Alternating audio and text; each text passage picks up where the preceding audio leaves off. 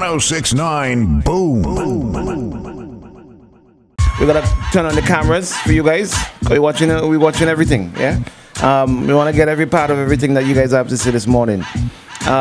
Just turn the microphone a bit to you there, Miss Jeffrey. Credence? Prudence. Prudence. Yeah. Where you got a name from, Prudence? What kind of name is that really? I've never heard of Prudence. Well, you heard it today. I've heard it today. All right. Just turn the microphone. Okay. You're going to stand directly in front of the microphone for me. All right, cool. And Mr. Boucher, who's no stranger to it being in front of a microphone. Good morning to you, Boucher. Morning, B. How you guys doing? Fine. Yeah? You up early? Did I get you guys up too early this morning? Was it too early? No, well, this is regular time. This is regular time. Yeah, nurse comes out early. Oh, yeah. You're a nurse? Yeah. You're a nurse. Okay. You based at the Milton Gator Memorial Hospital? Yes, please. Okay. You also based at the Milton Gator Right, Memorial yes, Hospital. All right. You're the public relations officer, Miss Jeffrey? Yes, please. And you're the president, Mr. Boucher? Very much so, yes. All right. What's happening? What's going on? Why you guys are here this morning? Well, we are here because the government have announced, particularly the Minister of Health, that they want to do a 24-hour service at the hospital with respect to lab services, X-ray, pharmacy. When it comes to the lab, we've been having some serious concerns. In fact, the lab staff came to the union and expressed their frustration, and therefore we attempted to make an intervention. We understood that the Minister of Health and the Permanent Secretary have been meeting with the staff. Now, that is really not normal because the Public Service Union, constitutionally, that is within the Constitution of Simpson and Grenadines, is recognized as a union representing all public officers. And if there's any change in the conditions of work, whether it's working hours or whatever it is, you have to talk to the union first. As a minister, you don't go down and talk to the workers. Okay. Okay. So you said the minister crossed the line when he went directly to the staff? Yes. Okay. So, because the issues can be resolved that way. There's one body speaking on behalf of workers, that's the Public Service Union.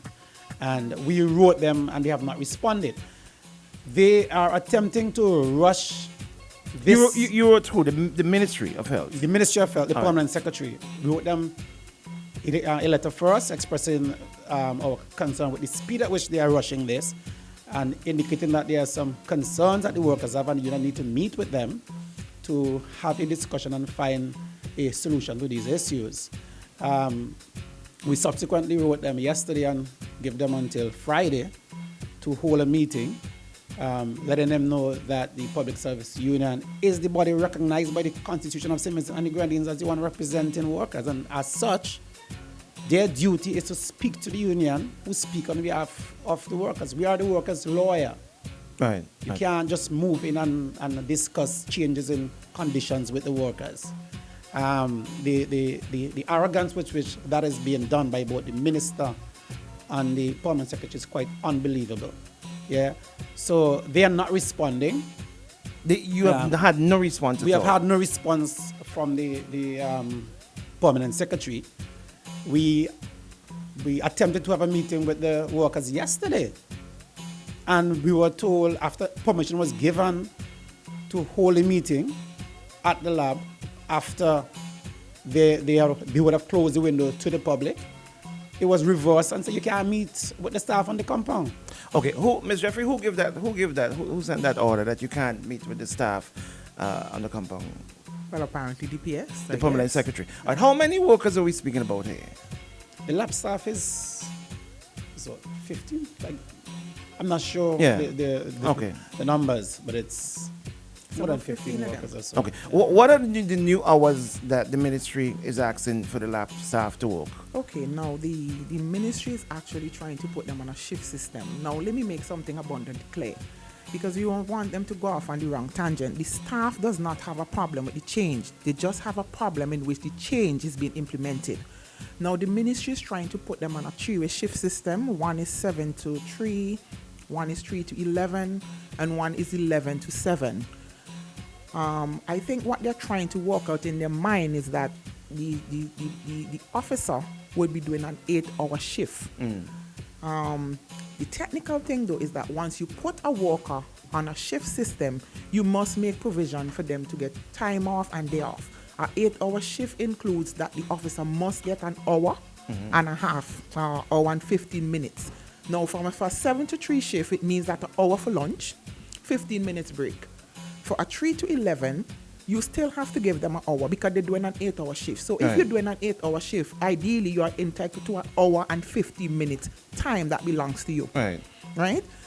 Somewhere along the line, I don't think the logistics are clear. Another thing, what the workers are saying is that with this shift system, there is nothing institutionalizing it for them to have a day off. Right? Now, if you put me on a graveyard shift, you might say that you're putting me to work 8 hours, but I'm entitled to rest because these people's lives you're dealing with. There's no rest room. There's nowhere for the worker to rest. In hospital. There's nowhere for nurses to rest, lab techs to rest. The rest part is not part of the hierarchy of the Ministry of Health. The workers must just work. If you have to rest, you sit on a chair, they don't care. So because nurses are doing it, because obviously are people's lives you're dealing with, they expect everybody else to fit into it. So it's just a simple thing.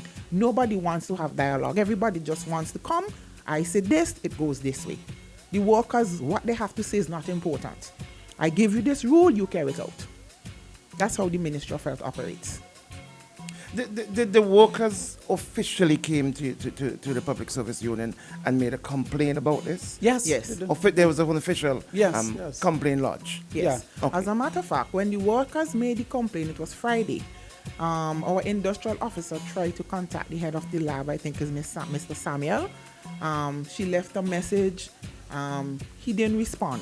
So I took it up by myself as the public relations officer to call. I got Mr. Samuel, and Mr. Samuel said to me, as far as he's concerned, there is not a problem. He's the leading person of the lab, and if there's a problem, he would know. But the thing is, he's not working the shift. He is just trying to set up the duty. He doesn't even understand how a shift system works. The thing is, a worker working on a shift system, 36 hours is what is really allocated to a shift system. Worldwide, even for us. Once you work in 36 hours, you're entitled to a day off. Right? If you go over the 36 hours and you work 40 hours, you're talking about 2 days off. But you're talking about 15 people who is already under pressure in terms of short staff. And you are setting a duty where you cannot give them back them time. And then you're saying to them that you're going to pay them a compassionate fee for overtime. What does that mean? I don't know. I know compassionate has to do with that. You talk about compassionate leave is when you're giving people time when somebody dies. So what is the compassionate allowance? When you use the word compassionate, what are you saying? You're doing them a favor? What are you really saying? And all the union and the workers are trying to get is simple dialogue. And you want this dialogue to resolve the situation. What are you proposing, though? Are you proposing something? Are you proposing another form of the shift system? What are you proposing? Okay, what do you want to propose? Okay, what we are saying is that the workers embrace the shift system, yes. But when you're setting the shift system, you have to sit down with the workers, and you have to also sit down with persons who understand how the shift system works. For example, nursing has a shift system in place. Our shift system here is where you work on a day shift and a night shift. Right. You cannot run a concurrent shift to say, oh, the officer must work 7 to 3, 3 to 11, 11 to 7. Where does this officer get time? People have family, people have their own life. Another thing, because they're accustomed to an 8 to 4 system, you have to give what you call a piloting period. Like you give them a 3-month trial to see which shift system would best work for them to regulate their lifestyle. Right. Okay, I get that. And you saying you said quite clearly just now that the workers don't have a problem with working the shift system. No. It's just the way it is being done. It is being implemented. It's being implemented. It's been hurried, Bing. Why? It's Why really is it? supposed to start Why? It's supposed to start on Sunday, and it was just announced just recently. So, as Prudence said, you're not giving them time to even think about this new change after working your entire life in a 8 to 4. You suddenly want to create all these changes and rush it. It must start. And the lab is a bit more complicated. There are different departments in a lab. There are about 4 or 5 different departments. There are only 9 technical staff, and every shift must have technical staff because the juniors can't sign off on results. Right. Yeah. So you have to take time to organize it and do it properly and not just shove it down their throats. You don't know what the allowance is. And the important thing to to note, the lab was always 24 hours, eh? It was always Always that. 24 hours. What happened then? What happened? You had somebody on call all the time. And this is what the public is really not being told. You had a 24-hour service with somebody on call. First, the person on call used to have a sleeping quarters in the lab. You had a room in the back that they used to stay. So when they come in, they're always there. Okay. They took that out. That is turned into, I think, the part of the pathology, the lab and stuff. They have taken that out. So that is why you have to go to the person home to pick them up, to bring them in. Because they can't stay there. Because they can't stay there. Right. So the only problem with the 24-hour service that currently exists is that there is a delay in getting a person from where they live to the lab. That's the only problem. Otherwise, the person arrangements were made in the past for the person when they had the accommodation to stay there. So when you sell it to the public like it's a 24-hour service, it's misleading. The other thing is there are no services. The only services offered during the night are the same services that were being offered from before. From before when the person is on call. All of these services offered during the day, normal day. All of those services are not offered during the night. So it's not all service available 24/7. Guys, speaking about services, when I heard of this initiative, this new move, I heard pharmaceutical and I heard the X-ray department as well. Are these in contention, or these workers who working in these departments, they okay, they don't mind? What's the story with these? Pharmacy has a problem because pharmacy has staffing issues, right? X-ray, because X-ray is... when you say they have a problem, you mean they're short staff? Yeah, they're short staff. So is the lab. And so is the lab. So how are they going to do the 24 hours? Well, this is it. If you introduce a 24-hour shift, how do you guarantee that the worker walk within their rights constitutionally? Yes. Because they are entitled to their... For example, if I work at 11 to 7 shift, you don't expect me to work the next day. You might think that I would have worked an 8-hour shift, yes, but I work night. Because night the body is designed to rest. Yes. And then you don't have a rest quarter to give me at least an hour, 2 hours sleep. So you expect me to go home and then get ready to come back for what shift? Do I come back for the 3 o'clock shift? Do I come back for the 7 o'clock shift? Because even if you look at A&E, the doctors work 7 to 3, 2 to 9, 9 to 7. The next day they're off. As a matter of fact, they try to fit them into a later shift coming the following day after they're off. So how do you work it out for the lab techs where you have to always have a lab tech on duty? You already short staff. They were trying to introduce a shift called MD2 where they bring in the junior lab persons, for example, to work on a Saturday. So they work from a different hour trying to see if you could cover. The thing here is though, the window of the lab, when you talk about 24 hours, closes at 6 to the public. So where is the 24-hour shift we're talking about? All right, we got to pause a bit here to bring the news. I've got the Public Service Union, the president, Mr. Boucher is inside with us this morning. I've got the Public Relations Officer, Ms. Jeffers is also inside with us this morning. We're discussing a situation that's developing at the Milton Cater Memorial Hospital with the workers and the way they're working, the shift system. We're going to get it all this morning right here on OMG Throwback Tuesday in the morning. We lighten up the morning, 6 a.m. to 10 a.m. OMG in the morning. We've got the Public Service Unit inside, Ms. Jeffers and Mr. Boucher, and we're looking at developing situation at the Milton Cater Memorial Hospital. Before I continue, what's the size of the Public Service Unit in terms of membership, by the way? It's close to 2,000. It should be about 1,800 now. So let's say an average of 2,000 members. All right, and your members constitute government service? Government, statutory corporation like the AIA, BRAXA, some members at the Sports Council, NBC, Radio. We just got the University of the West Indies, the open campus. Open campus, right? Some of those members, right.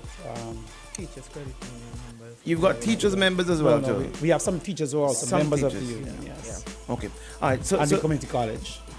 Teachers? Yeah, all the entire community college. We represent all those workers. Teachers and ordinary workers at the administrative staff and all of that? Yeah. Okay, good. All right, so some of your members are experiencing a problem at the Milton Cater Memorial Hospital. The lab They complain about the work hours, the shift system, Yeah. the X-ray department, which you said is overstaffed, is understaffed, and the pharmaceutical department. Yeah. Pharmacy has some problem with the staffing, yes. That's why they're not starting there as yet, because of their staffing issues. They're understaffed. Yeah. Okay. So who started the shift system? The X-ray department. X-ray department and the lab. And they're about to start the lab on Sunday. This coming Sunday. This coming Right. Sunday. And the workers are complaining. The workers are complaining because they're not ready for that. It needs time to work out all of the issues. And like I've said, Bing, there it is. All you really are doing now is, instead of paying an on-call, because previously you have 24-hour service currently now. So the workers are called out, but they are paid the on-call allowance each time they come out. So all you're really doing now is eliminating that, because now the workers are working those Right. particular hours. Right.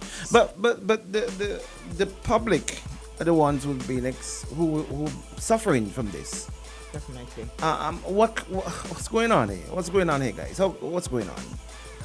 No, the thing is, the message was sent that you're going to give the public a 24/7 service. Is that a bad thing? No, it can't be a bad thing. Okay. I mean, you have to applaud people for the efforts, but I think we have a problem with the way we do things. For example, you have been there for quite some time. You take a crucial look at the health system. We are actually putting in new infrastructures. New infrastructure is going to demand an increase in specialized service. What have you been doing to ensure that people are offered the opportunity to get specialized service? So, for example, we have the Modern Medical Center, you have Milton Cato Memorial Hospital, now you have the center in Bookament, the polyclinics. Mm-hmm. If you're thinking in terms of public and to protect the interests of Vincentian when it comes to healthcare service, you have to make sure that the necessary things are in place. So, for example, you have a Modern Medical Center where the facility, top of the line, but you cannot run it for 24/7. So anything happens, for example, after 6 o'clock, it comes down to hospital. So you have an accident, you might be going for a drive, Georgetown, and you end up in an accident in Georgetown. The facility is there to accommodate, taking care of you, but the necessary things are not in place. Like the staffing. Like the staffing. You understand me? For example, the Modern Medical Center is practically closed. You have to say 4 o'clock. We are even at a point where if a woman delivers a baby, the woman has to come down to hospital for observation. That doesn't make no sense. And we have a modern facility in Georgetown. Yes, you're going to say we are giving where we are doing over the hospital, but the Modern Medical Center has things in place to get things up and running. So let us get things up and running. It's just a matter of making sure that we have sufficient staff. Because, for example, if you look overseas in terms of a shift system, they would work from 7 to 7, but you cannot work more than 3 days. So it gives you your 36 hours. You have 4 days to decide whether you want to work overtime to make money or whether you just want to relax. But the thing is, you cannot carry me over my working hours, and you cannot infringe on my rights in terms of my time off and what is allocated to me in terms of rest time. You are dealing with people's lives. When you burn out persons working in the health system, you're actually setting up the people of St. Vincent and the Grenadines for things to go wrong. People can lose their lives. But when was this matter brought officially to the union, guys? It was brought since, I think, sometime last week. It's more than a week ago. That's when we heard about it. In fact, we knew that the ministry was trying to do this, but we never really, not the ministry, I heard that in budget, but I was taken aback. I thought it was just a policy decision then, and they were going to do the study and look, say, well, in 6 months or 3 months, this is where we want to go to implement this. So let us start put things in place. But I heard it from the minister during our budget time. So I was totally shocked when I heard that they were implementing at the same time.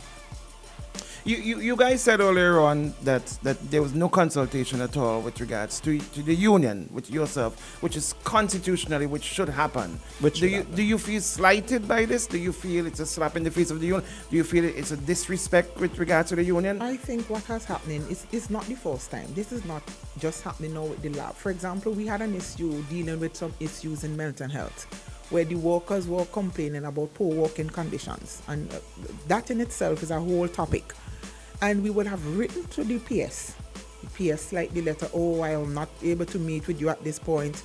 We would have written a second letter. Same thing.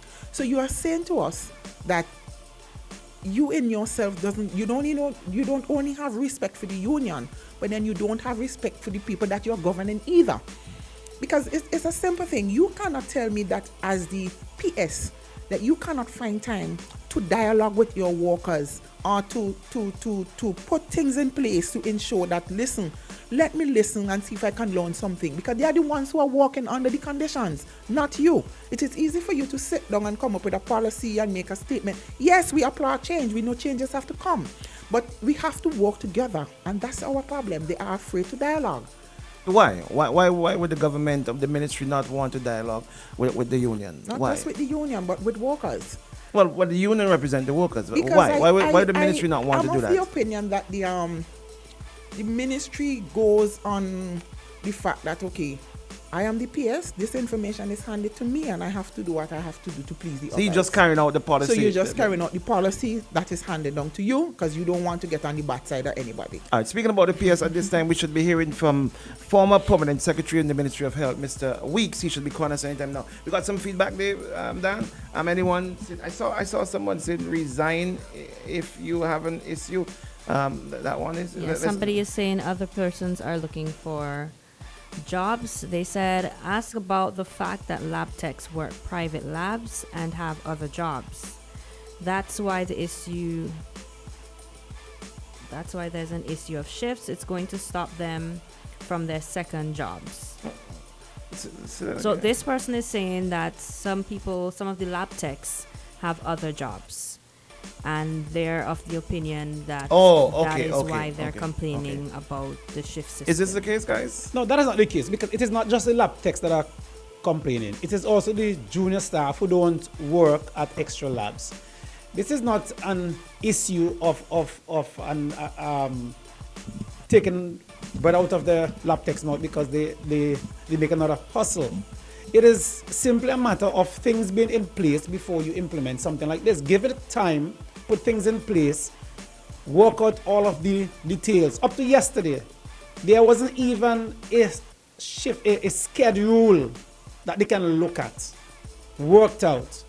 And as Prudence said, nurses in my mind, are the experts when it comes to devising schedules that works. Yeah? They've been tweeting this for a number of years. So you just don't up and say, this is it. Okay. And disrupt everything, lives. The allowances, what is the allowance? There has to be a shift allowance. You don't know what it is. You're banding wrong numbers. And that's why if a union is involved, then you have to detail that in writing, because that is what we are holding you to. All right, I've got Mr. Weeks on the line. Good morning, Mr. Weeks. Hello, good morning. No, it's not Mr. Weeks, Ben. Good morning. Good morning. You were holding on for Mr. Weeks? Yeah, who's this? Who am I speaking to?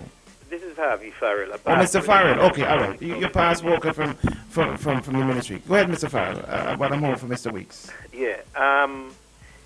You know what, Bing? I will defer my call until Mr. Weeks, because Mr. Weeks might bring another perspective, having served as as a past president of the Public Service Union and also permanent secretary in the Ministry of Health. So I'll call back after. No, but in the meantime, he's not on the line as yet. We haven't seen him calling as yet. He knows that he should call at 7:45. And we have another line. And we have another line. So whenever he calls, we'll know. So go ahead, Mr. Farrell. Go ahead. Okay, yeah, Bing. What this... Farrell, I think he's on the line now. I think he's there now. Okay, so let me... Because I think we want to hear what he's got to say, okay? Yeah. Okay, thank you. All right, cool. Let's see if we got him. Good morning. Good morning. Oh, boy. Okay, all right, cool. Let's see. Good morning. Drop both. Yeah, both dropped out. Drop them.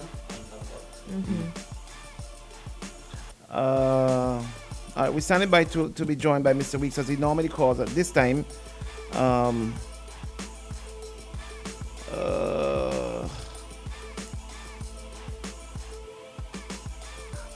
right. Maybe it would have been my fault. So let's go again. Someone said that the lab technicians, they have other jobs. Why can't they, the same way that they put in their other jobs elsewhere, why can't they fit in? As I mentioned earlier, the lab technicians have absolutely no problem going into the shift system. It's just the way that it is being implemented. For example, you are saying to them that they must work a shift 7 to 3, 3 to 11, 11 to 7. You have to take things like, for example, security reasons into consideration. Now, how do I get to work at 11 o'clock? How do I get from work at 11 o'clock? For example, persons who do not have a transportation. Right. They were told that, that would fit in, but there's not a guarantee that it would fit in. So how do they get to work?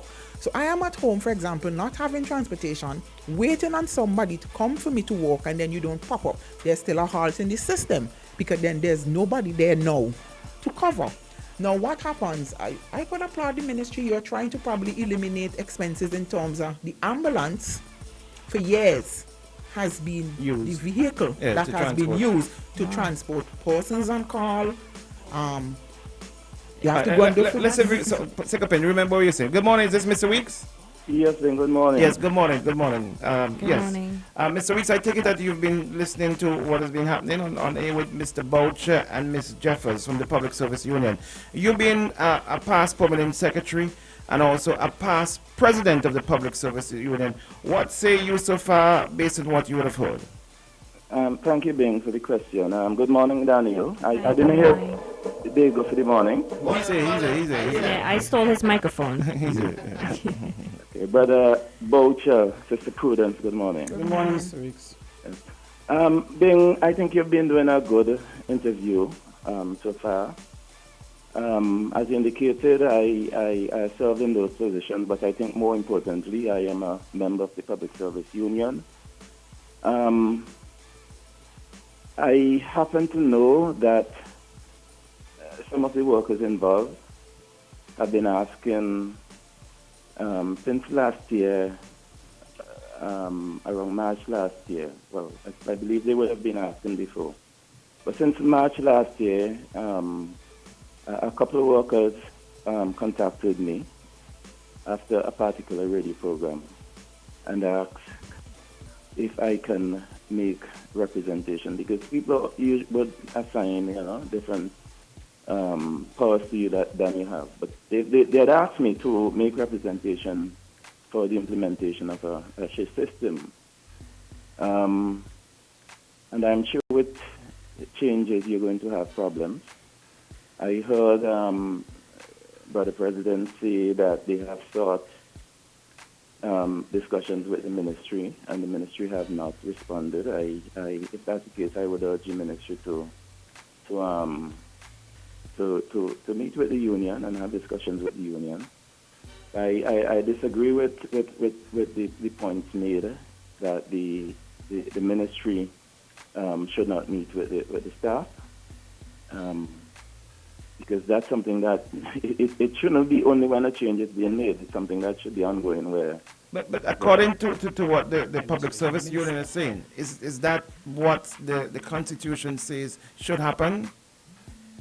Well, I would have preferred, Brother President, to read to you what the Constitution says about recognizing the union. As far as I know, and I assume that he's speaking about the Constitution of the country, the 1979 Constitution. It indicates that when certain decisions are made, that there should be, for example, the appointment of the Appeals Board and the Public Service Commission, that there should be consultation with the union that represents the majority of public service, of public officers. Doesn't say that. But it does not name a union. It doesn't say that. It doesn't say that. It doesn't say that.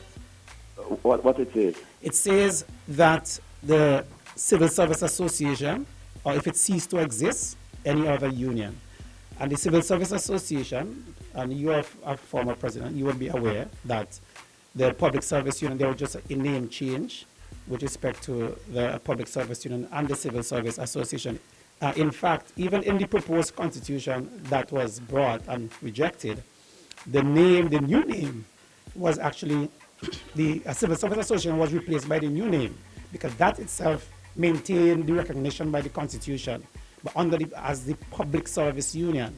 And the Constitution recognizes back then in the old Constitution, the Civil Service Association as the union representing the interests of public servants. Not only in our Constitution, it's across the British Commonwealth.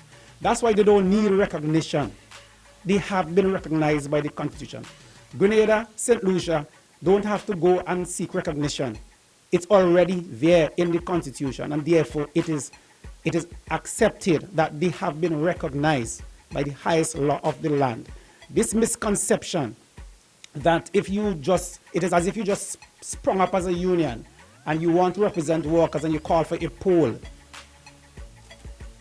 that is not required by the Public Service Union based on that recognition in the Constitution. I've gone to court, and you know that we have had several matters against the government. And one of the arguments that they bring as it relates to the Public Service Union and whether it can represent, and the judge always make reference to, in the Constitution, the Public Service Union is recognized as the union embodied to represent public officers. There is never a doubt by the court where that is concerned. So that should be put to rest, Mr. Weeks. So the president is saying that the Constitution named the Civil Service Association? Yes, it did. But you may recall that the Civil Service Association was not a trade union. Mr. Weeks, the Civil Service Association was registered in 1942, based on the records, when we had our 75th anniversary, based on that records. Go and do some research and then, come, because we'll be back and forth. Registered as what? I mean, you don't have to haul insult. No, go and do the research and come back. It is a registered trade union, and whether it was in 1942, and whether it was registered then or registered later, the important fact is it is recognized by the Constitution of St. Vincent and the Grenadines. The important fact is even the one that our Prime Minister, even in the proposed constitution that he was bringing, he had the Public Service Union as the recognized body again, representing public officers. He never changed it. So this is a non-argument. I don't know why we happen on these things. The important thing is we have recognition across, similarly across the British Commonwealth. All in those countries that were under British rule. The constitutions are quite similar. They have given recognition to a particular trade union, and that still exists. They have never had to go and ask for 50+1. Never. Go and do the history and come back and prove that I'm wrong.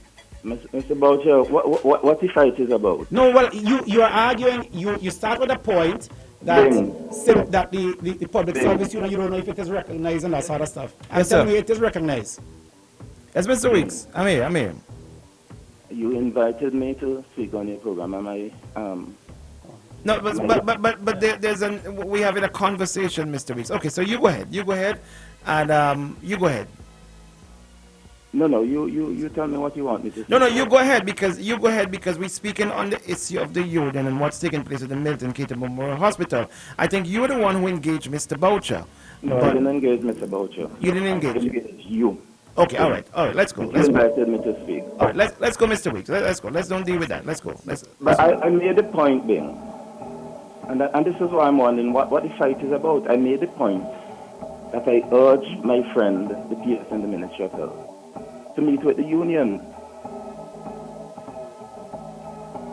So I don't know what the fight is about. I urge my friend, Mr. Knight, PS, to meet with the union, if the union. But I went on to say that it is normal, it is usual. There's nothing unusual about the management meeting with the staff.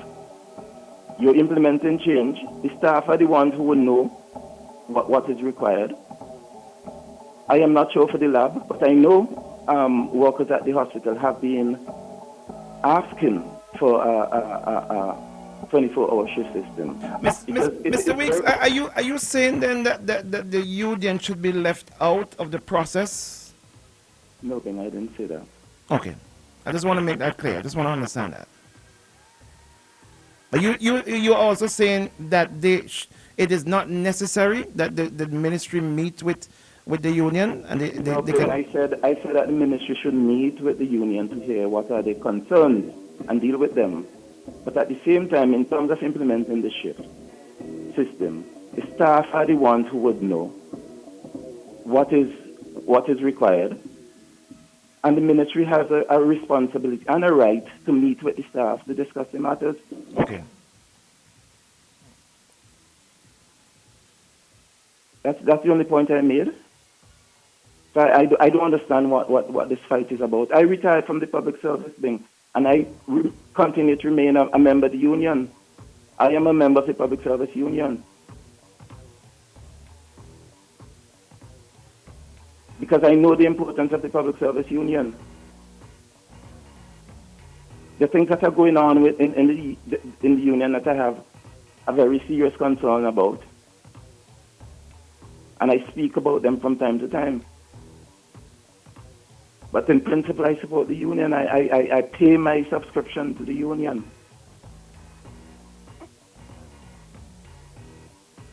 And with regards to the issue that's at hand now, Mr. Weeks, the issue that why the union is here this morning to speak about what is happening at the Milton Keaton Memorial Hospital with the shift system, your suggestion to all of this is what? Besides the ministry should meet with the union, is there any other suggestions you want to make? Well, I think that's the main contention that they have called for. That's the main contention I've heard so far. That the union has asked for a meeting and the ministry has not met with them. I am urging the ministry to meet with the union. I also feel that the shift system is something that is needed. I was going on to make the point that the on-call situation is very disruptive to members of staff and their family. And I know it may not be all, I'm not sure if it is the majority, but I know there are members of staff who would rather be on duty at the hospital rather to be on call. Okay, I think then the president and or the public relations officer want to respond to what you just said there. Ms. Jeffers, you want to? Mr. Weeks, good morning to you. Hi, Sister Prudence. How are you? I'm good, thank you. Okay, so let me clear the air. As you were saying, there's not a contention here.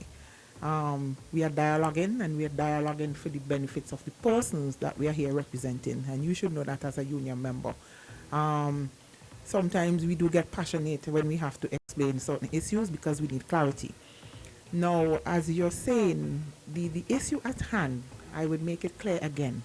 The workers clearly stated that they do not have a problem with the shift system. We have been saying that since we got here. The problem is the way it is being implemented. Now, for example, you're saying that persons would prefer to avoid disruption of family time, right?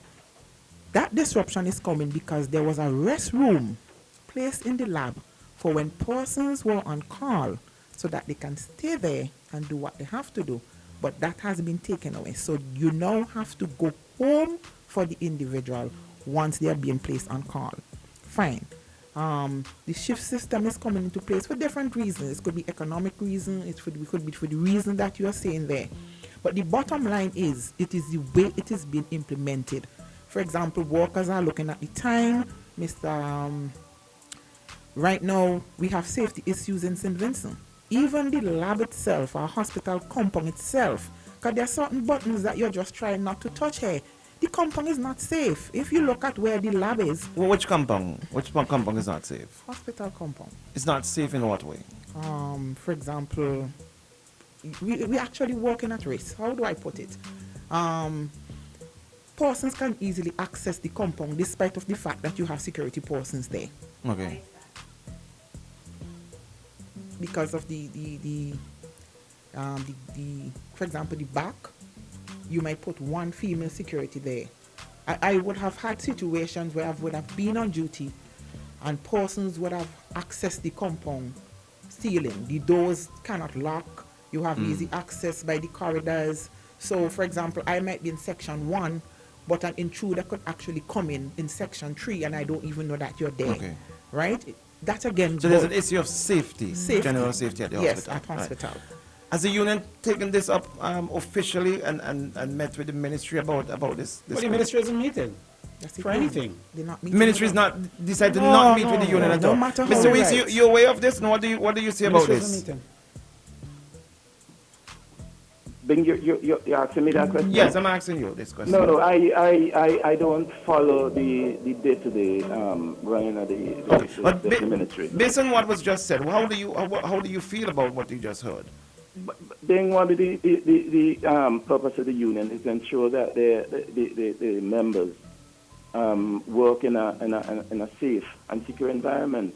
And if there's an issue with security at the hospital, the union has a right to take it up with the ministry, and the ministry ought to respond accordingly. But they're saying now that the ministry has refused to meet with them, just generally, carte blanche, just refused to meet with the union.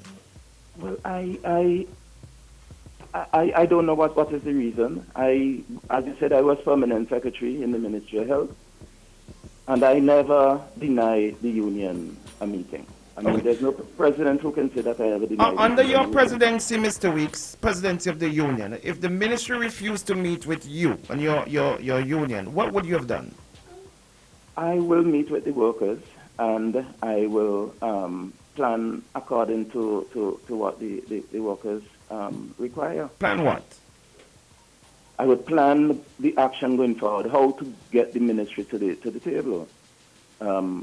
To bring the ministry to the meeting. And what do you recommend the union now should do in terms of what action should be taken to get the union to the table, to get the ministry to the table? Well, the first thing they have to do is to meet with the members, and the members would, in a way, with guidance from the leadership, dictate what action they want to take.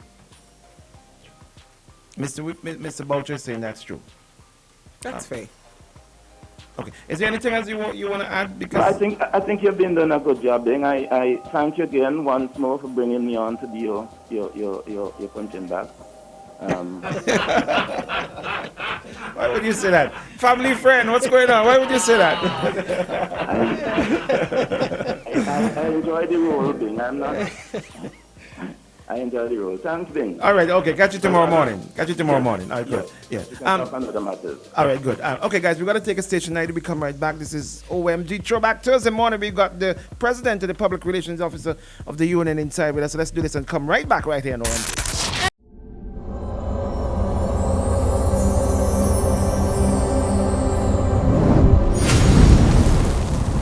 .1069 Boom. Good morning, all. Good morning, Bing.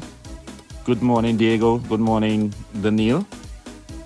And good morning to Mr. Boucher and Ms. Jeffers of the Public Service Union.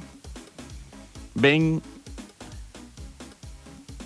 let me preface what I'm about to say by admitting that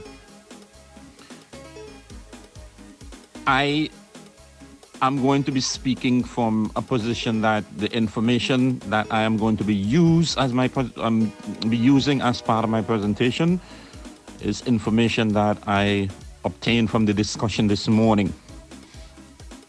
Now, I don't know how Mr. Weeks got the impression that there was a fight going on. What I observed was that there was a debate. He made a certain presentation or a claim, and the claim was disputed emphatically by Mr. Boucher. I do not see that as a fight. It may be construed as a robust debate.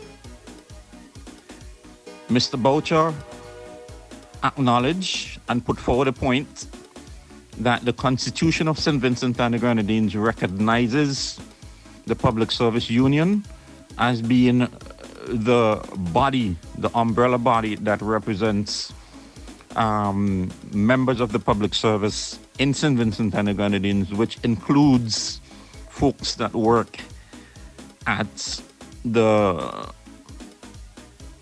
Milton Cato Memorial Hospital. Now, Mr. Weeks is the one who brought up this whole idea of the Civil Service Association versus the PSU. And Mr. Boucher attempted to correct that. I do not see that as being a fight. Additionally, Mr. Weeks seems to be suggesting that it is okay for the Ministry of Health to circumvent the Constitution by going around the PSU in terms of dealing with substantial changes. And I think instituting a shift system is a substantial change. There are logistical issues that has to be ironed out and so on and so forth. And I think Ms. Jeffers spoke to some of those issues in terms of transportation, in terms of disruption of daily routines and so on and so, because I'm pretty sure some of these people have families and they have to make adjustments in order to accommodate whatever shift that they're taking.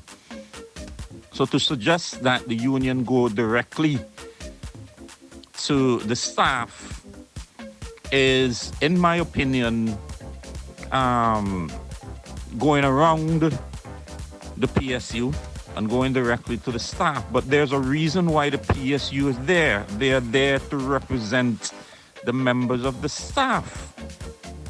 And so if the ministry continues with this practice by going directly to the staff when they're implementing these substantial changes, then the PSU becomes unnecessary as a representative of the people there. So again, Mr. Weeks, you shouldn't be so sensitive. You should have enough experience to know that when you're involved in a debate, it can become robust. I see no way in which Mr. Boucher insulted you this morning. And again, what I'm saying, subject to correction, is based on what I heard, what I observed this morning. All right, that's a voice note that just came in. By the way, I didn't get the impression that Mr. Weeks suggests that it was okay. I don't know how you guys, I didn't get that impression. In fact, I asked him, what should be done, and he said that he would, if he was president, he would meet with the staff and decide how to move forward. But what do you have to say based on what Mr. Weeks would have said and what the last voice note would have said? But I've got information that the permanent secretary, Mr. Knights, is trying to get in on the program as well too. So Mr. Knights, you can call at 451-1069. You can call anytime now. Okay? Yeah. What do you guys have to say? Bing, it is not so much alone that Mr. Knights went to have these discussions. These are conditions of work. Conditions of work have to be addressed by the union. Okay? Anytime there are changes, they must be addressed by the union. They must go through the union. Right. That is the function and the purpose of the union. Okay? To address any changes, conditions of work, increases, salary, whatever, etc. But it is also disturbing that the Minister of Health, who is a policymaker and a political head, has been entering into these discussions directly with the workers. That's unheard of. I know permanent secretaries and Weeks never point permanent secretaries can meet with the staff, but any negotiation with the workers have to be done with the union. But the Minister felt a political figure stepping into the fray. That's a very serious concern for us as a trade union. There's a reason why there's a separation of the politics from the public service. You have to maintain that separation. That's why you have the permanent secretary. Okay. He is the bridge between the public service and the politician. Okay. Let's see if we've got Mr. Knights on the line. Good morning, caller, you live? No, this is not Mr. Knights. This is Mackenzie. Okay, Mr. Mackenzie. Mr. Boucher, good morning. Good morning. and the lady. Mackenzie, we've got Mr. Knights who's trying to get in on the program, okay? So be mindful of that. And the lines are flashing. But go ahead quickly, make your point quickly, Yeah, please. because, I mean, when I listen to the thing, it sounds as though we have a group of 100 people. And we elect 6 to be our representative to us in various manners. But when they now want to represent us, like to whom they went to represent us, don't want to talk with them, they want to come direct to us. And that is not ethical at all. You get the point I'm making, Mr. Boucher? Yes, sure. Yeah, no, something is wrong there. Only if they're seeking to divide and mash up the union. Okay. All right. Thank you very much, Mr. Thank you very much. Good morning, caller. You live? The Big Joseph? Yes, it is. This is Knights calling from. Mr. Knights, Permanent Secretary of the Ministry of Health. Welcome. Thank you.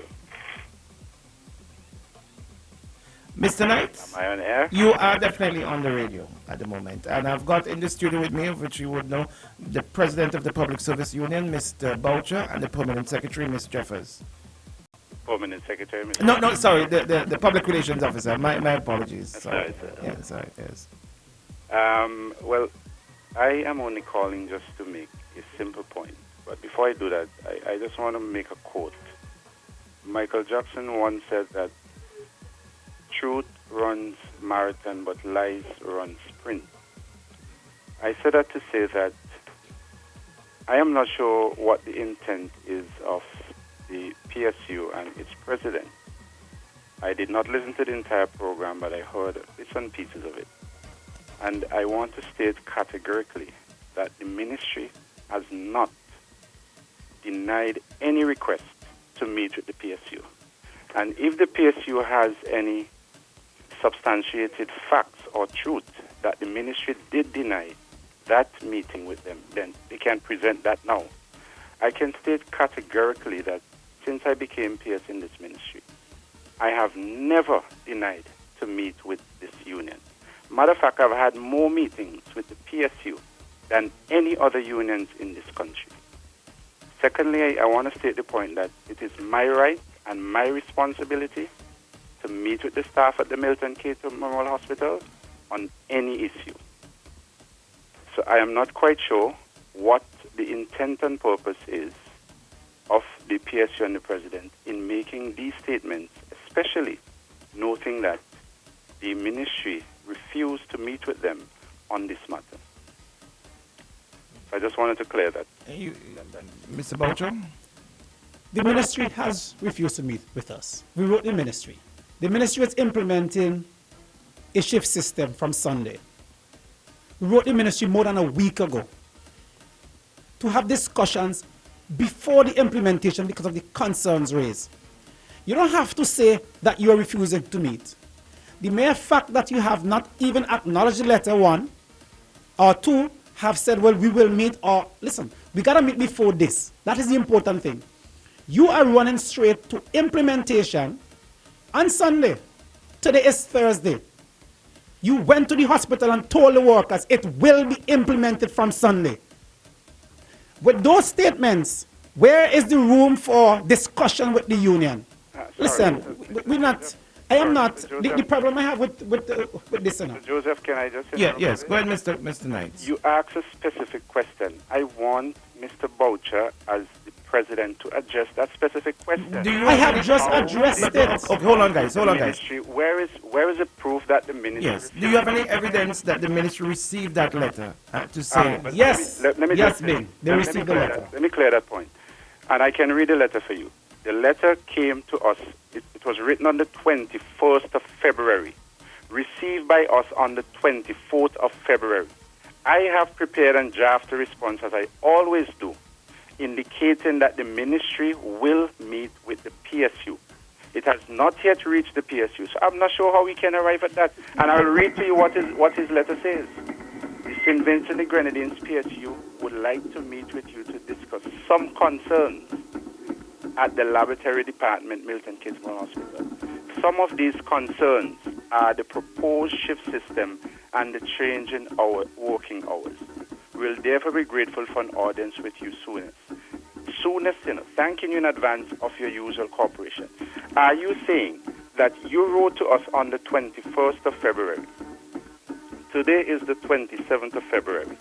We have many other things we have to deal with. I have prepared a response to you. It have not reached you as yet, as the President of the Union. Why should you be saying that we refuse to meet with you? Where is that evidence? Is there any precedent as well of us doing this in the past, not meeting with you? You're very disingenuous. I'm sorry to be sounding this way, but that's fine. But you need, when you're speaking to the public and sensible people, you need to be forthright and you need to be very truthful. We have never refused to meet with you, and we have prepared a response for you. Are you suggesting if you write to us on the 21st, we should respond back to you on the 22nd? This is a bureaucratic system. It takes time for things to move, and this is not the only thing we have to address. And for you to go on the radio, even before you have gotten, also you're a member of this Ministry of Health, you could have picked up the phone and called me and said XYZ. Look at where you are, making a statement which is erroneous. How responsible can you be as a president of a public service union? How responsible can you be? We have never written to you and said we will not meet with you. And you're speaking about us meeting with the staff at the Milton Catemore Hospital. I am the accounting officer in this ministry. I have a right to meet with them. I have a responsibility and an obligation to do that. So what are you trying to suggest?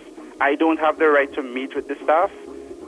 Do you know how long we have been dialoguing with the staff at the Milton Catemore Hospital on this shift system?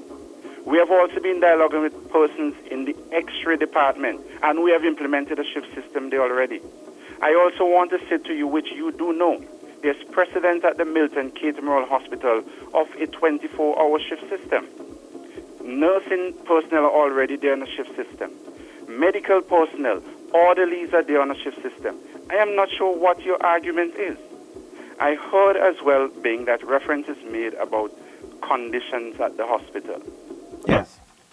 I have heard that reference. And security. Right. There's a security forum there. I am not sure what the issue is. We have security presence at the hospital. I am not sure what the issue is. So he has to, Mr. Boucher, you as the president, you have to be very truthful to the public and to the people when you're making these erroneous and irresponsible statements. We do have security there. If they're concerned with the security presence, well, let us know that. Bing, I want to make two more points. We have a shift system at the hospital. The usefulness of a shift system has outgrown itself. You can imagine that after 4 p.m., you have to rely on a shift system to have someone who is in their home to be brought into the hospital.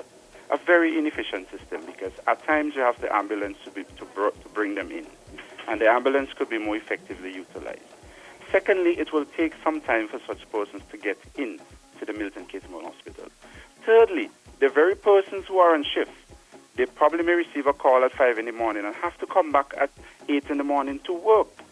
This is a system which allows for the workers more advantages to the worker. One, it also allows for greater access of the service by the patients. Okay? So this is not a system which is not going to be advantageous to the hospital, to the nation, and to the workers. So I am not quite sure what is a concern here. But I just want to say, we have not refused to meet. We will meet with the union. I will hear what their concerns are, but I state categorically, it is my responsibility to meet with the staff and discuss issues, including a shift system, at the hospital, for which there's already a precedent. Guys, what do you have to say? Let me respond to Mr. Knights. Semantics and technicalities.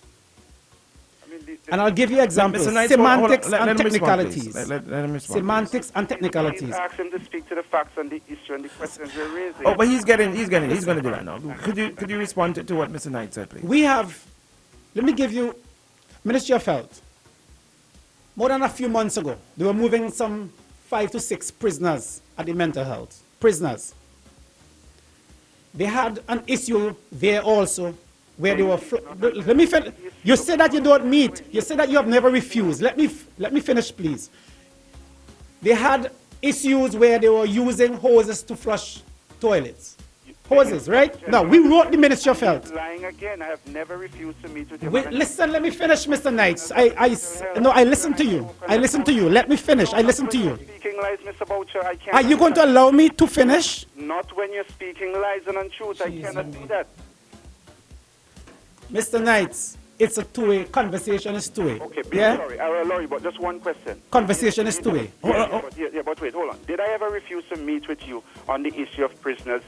Yes, Mr. Knights. Let me on the phone. Anyway, but go ahead. I'll listen to you. That's interesting. I'll listen to you. Sometimes, go ahead, Mr. Boucher. Go ahead. Respond, Mr. Boucher. Go ahead. Sometimes I'm in court and they ask these questions. Go ahead. I will listen to you. Go ahead. Leave my yes or no answer because. Go ahead, Mr. Boucher. I am listening to you. Go ahead. That's 8 months ago, right? Right. Mr. Knights never responded, never met. Okay? Never said that I'm going to meet with you. Never said in writing I'm not going to meet with you. But listen, the absence of an agreement to meet, things have to be time bound. You have an impending situation and you're allowing that to happen and you're not indicating that you're going to meet within that period. It is time bound. By virtue of you not wanting to meet within that period, it's categorically saying you're not going to meet on it. Let's not fool ourselves. Let me finish. What period? Let me finish. Any time period. I give the example of the issue at the mental health. Up to now, we have not met on it. That's months have gone, right? We have never met on it. Which is never. A lie, Boucher. That's not a lie, Mr. Knights. That's the fact. We have never met on it. Did you right? speak on the phone? Come to the hospital now. Go ahead. Come to the hospital. You are implementing a shift system which is going to affect workers. It's a major change. You have not had the common courtesy to discuss with the union who represents the workers. You're coming to them and telling them it is going to start from Sunday. When are you going to meet with the union? Your lack of response, you putting something in writing. It's a conversation that we're looking because there are a number of issues that we have to address. We have to have that dialogue. Not you writing us and telling us after the fact. The dialogue, it has to be done within a specific time. If you are going to respond, implement, and then what happens? You're looking for confusion and disruption. Everything is time bound. Responses are time bound. When you respond outside of the time that is allotted for you for one to effect a solution, that response becomes null and void. It's like you never responded. So you don't have to write and say, I am not responding. By your actions, you have indicated you do not want to discuss these issues when it's supposed to be discussed at a time when it can be effective to finding a solution to the problem. Okay, let me ask Mr. Knight. Mr. Knight, the implementation should take effect this coming Sunday. Today's Thursday. When did you plan on meeting with the Public Service Union? Well, first and foremost, now, I made a point. Mr. Boucher is giving the impression that I have to seek his permission. Now, and listen to me quite carefully. Yes. Or I have to have discussions with him before I can discuss a matter with my staff at the hospital. I mean, I don't understand that. And secondly, he spoke about meeting with the union. He has written to me and asked to meet, and he has not addressed this. And I have not refused to meet with him. His question about I having to meet with him before I implement a matter for which I have discussions with the staff at the hospital and have the approval, I do not understand that. I have an obligation and a responsibility to do things at the hospital. I don't have to have the approval of the PSU. But yes, I will meet and I will discuss with the PSU. I am not opposed to that. So then it doesn't make any That sense is- to meet with the PSU. I am not opposed to that. That is where industrial action comes in. Mitchell, when he was changing the pension system, didn't need approval from the public servants. But when he looked out and he saw the nurses, they forced him to retract it. You see, this is why we often have industrial action in this country. This sort of attitude breeds industrial action. What is the attitude? Which attitude? You can't, something, when things affect workers' lives, you just can't push it, ram it down their throat and say, you have a right to do that. Mr. Boucher, A union is there, a union is the bridge. The union is the bridge. The workers, you went to a meeting, the workers said to me, many of them said nothing. They said absolutely nothing. That is not true. I am saying what I met with the workers. But They the are union not had worked happy. with the workers yesterday. They are not happy. We met with them yesterday on the very compound that you all said we should meet with them on. They are not happy. That is why, if the workers were happy, why would we be wasting our time trying to meet to address this before it starts? Why would we do that? I am telling you, we met with the workers. They were very vocal. They raised their concern, and also they stated categorically they are not opposed to the shift system. They understand the need of it, but they just have certain concerns which they need to be addressed, which we raised and we are addressing. So I'm not sure what you're speaking about. You're not sure. I am not sure what you're speaking about. Mr. Knight, we as a union, we have said clearly that the workers, we also have said that the workers don't have a problem with the system. So what are you speaking about? They are serious. No. You're saying they're not happy and at the same time they're not happy because there are serious concerns that must be addressed before it is implemented. We have discussed those and we are addressing them. What is your point? That's the problem right there. You are addressing them. So who should address them, Mr. Boucher? You have to, Mr. Knight. Who should address them? Those things, who should address them? You don't answer questions. I am going to, why? You do not. I ask you who should address them. If I'm meeting with my Mr. Knight, the union and the Ministry of Health should sit down and address them because the union represent the workers. Did I refuse to meet with the union to do that, Mr. Boucher? You can't meet after implementation. Please answer the question. Yes, you have refused. I received your letter on the 24th of February, Mr. Boucher. The 24th of February. You drafted it on the 21st. I received it on the 24th, Mr. Boucher. When are you going to meet, Mr. Knight?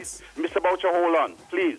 You drafted a letter to me on the 21st, the 22nd, the 23rd, the 24th. I received it about 3-4 days later. Today is the 27th. I have already prepared a response for you.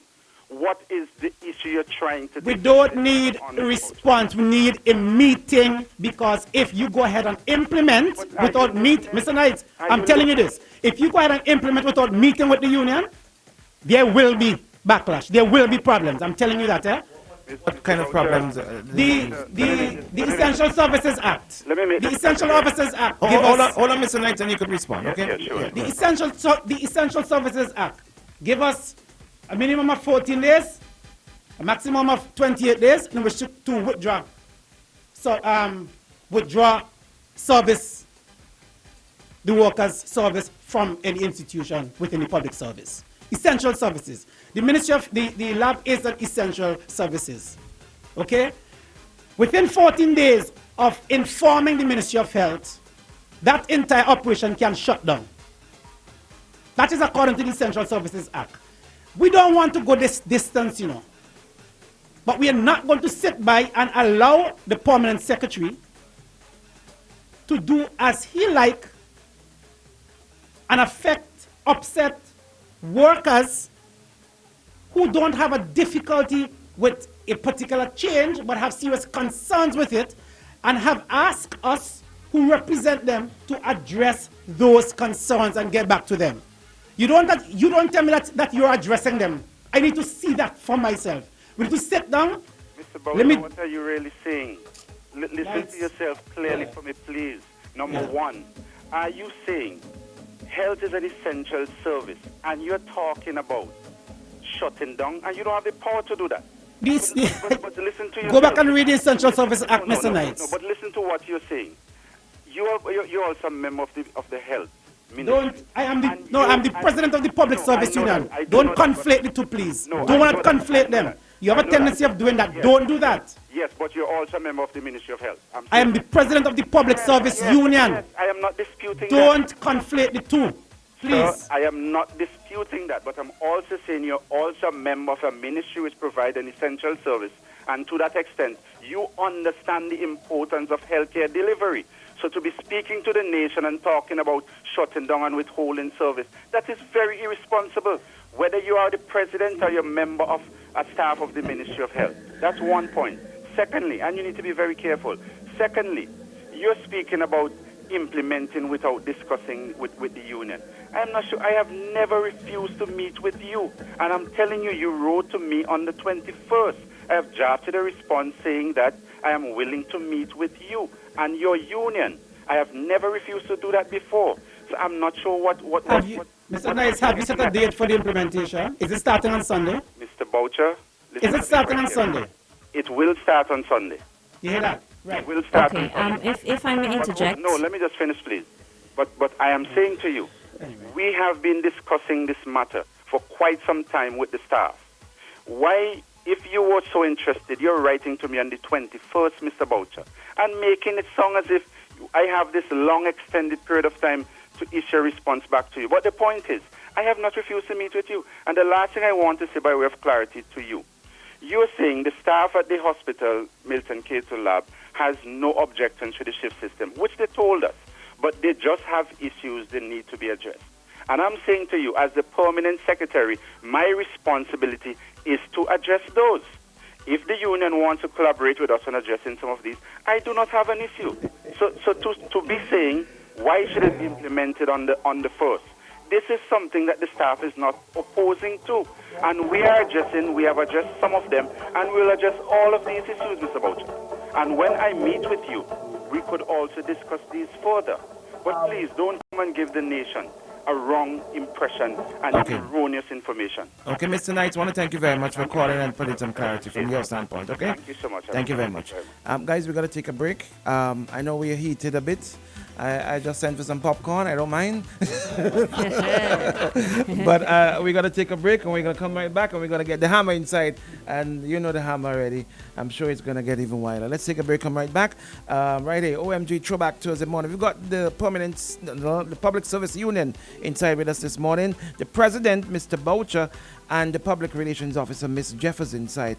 And they're speaking about the developing situation at the Milton Cato Memorial Hospital. Let's take a break and come right back. We lighten up the morning, 6 a.m. to 10 a.m. OMG in the morning. Real talk, unfiltered, and in your face. Jerry George on Boom 106. Well, I don't think we need to call for the hammer this morning. I think he's already here. Good morning. Good morning, sir. How are you doing? Good morning. I'm good. I don't think I need to tell you what's happening this morning. This is your kind of radio. I said I need my popcorn. I love it. You know. Listen, you're not even moderating, man. No, let him run wild, buddy. You know I love it. But couple of things. It's unfortunate that things like this have to get here. Because, quite frankly, a change in a shift system, to implement a shift system is indeed a major thing. And I don't think that we should have gotten to this point where the union had to call for a meeting and all the rest of it. I think in good industrial relations, this matter should have been dealt with. The union should have been a part of it.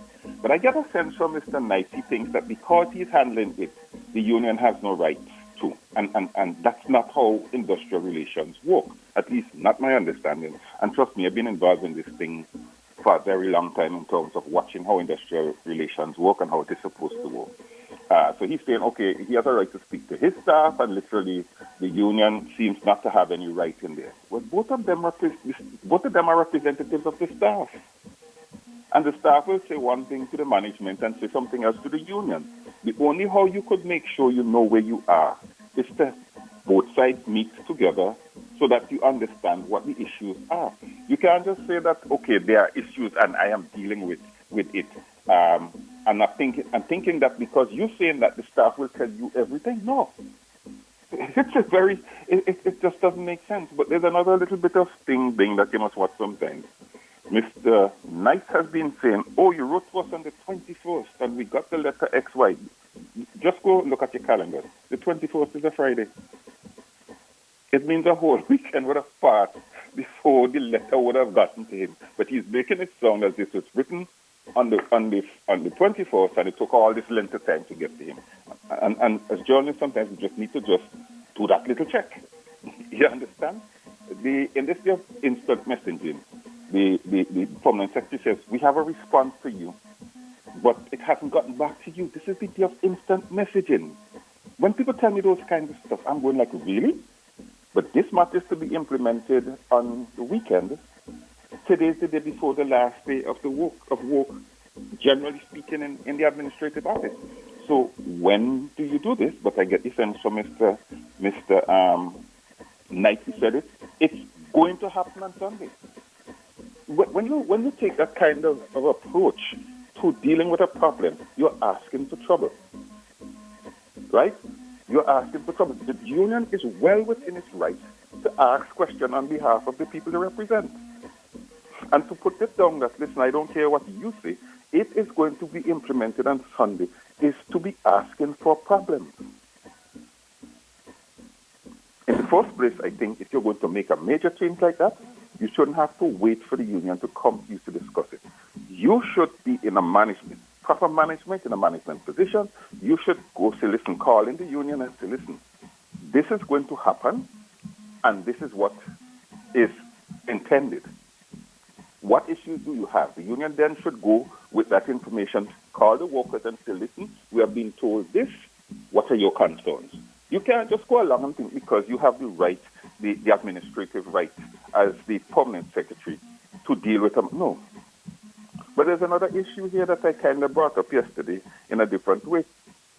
I have a problem, and this is not Mr. Boucher's fault, but I have a problem with people leading a union and being employed in the system. I really have a problem with that. I've watched it happening in business. I've watched how it has depleted and degraded the kind of